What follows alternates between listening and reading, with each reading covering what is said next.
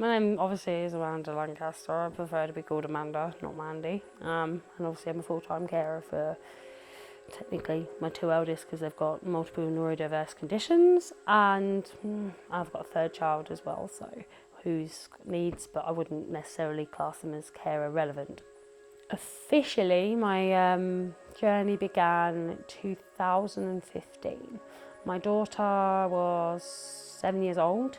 She was having quite a few issues within school, emotionally, mentally, socially, and we were noticing her friendship groups weren't as you would expect for her age. She's always been very forward in herself with academically, but she's always been behind the curve, and her level of maturity to her peers was always below what you would expect. And obviously we had numbers of schools say, no, she's naughty, she doesn't need extra support. So it took obviously me to push in certain areas to say, hey, I feel my daughter's being failed, something else is going on. So we got referred to a paediatrician who said, utterly, took one look at her and said, yeah, she's autistic. Not that made no difference to me, but that one diagnosis, along with her ADHD that came on a few months, not years later, gave us an access to a wealth of information and possible support. You don't really automatically, I guess, realise that you're a carer. It took me mixing with people with children that are on the same wavelength as mine, and gathering that information. It took about 6 months. So I'd say my daughter was diagnosed in February 2016, and it took me 6 months to the summer to really realise that, hey, yes, you're her parent, but you're also her full-time carer. This isn't just being a parent. I mean, yes, I'm a student, yes, there's so many different entities to me, but the biggest part of me is being a full-time carer. Yeah, I've obviously I had the realisation that I'm a full-time carer in the sense of, and that my children are more reliant on me the most for about, Eleanor is now almost 13. So the last 6 years of my life, I mean, it was very much, I was still doing these things beforehand. When the child is younger, you just think that that's the norm until you really start to open and unpack everything that's involved.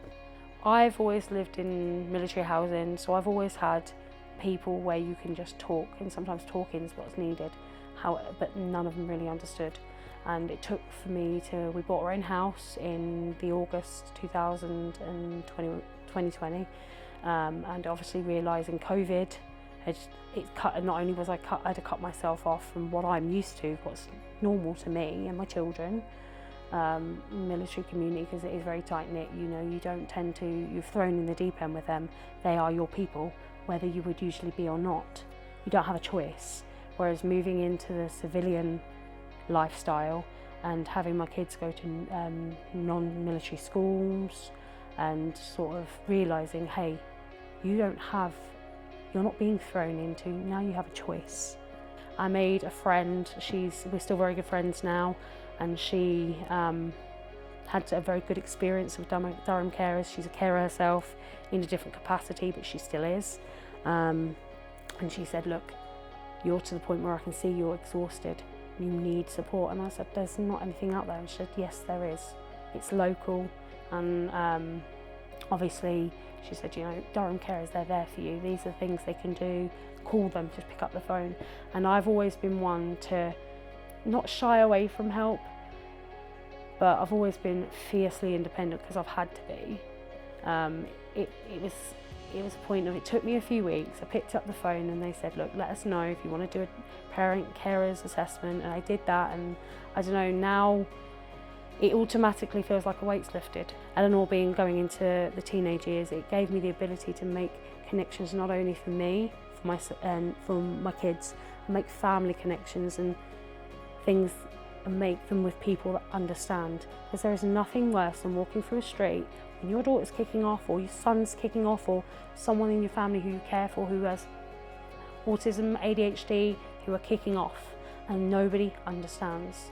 Society looks at you, and unless they have the knowledge, then they don't have the power to put that into a positive mindset. And it was suddenly, boom, you've got people that get you, they understand, and that's the best thing out of this that I've been given, is people and a network. I'm finally not sitting in a room on my own. People see me.